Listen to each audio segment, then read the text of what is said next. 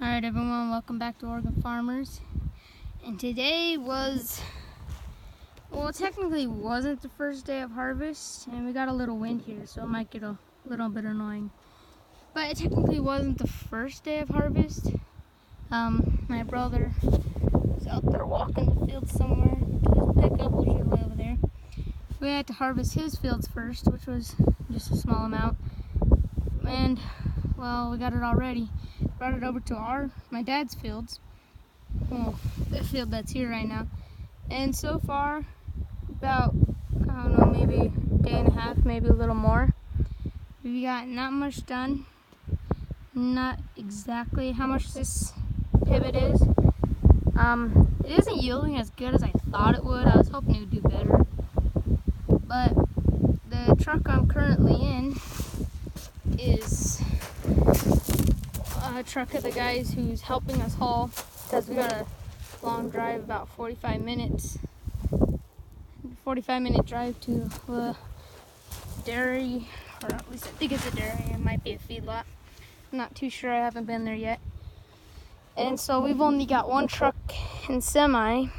It's a small semi, about 800 bushels maybe more. And then we got two 10-wheelers that are about 600, maybe 500.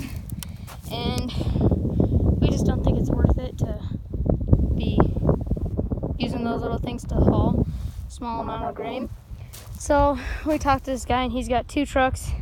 This is just a big trailer, just massive. And so he's got this one, he's got another belt trailer, smaller than this one, not as big as this. And right now we're waiting for him to get back, but we had to stop because the guy who's driving it for us isn't going to be able to do anymore.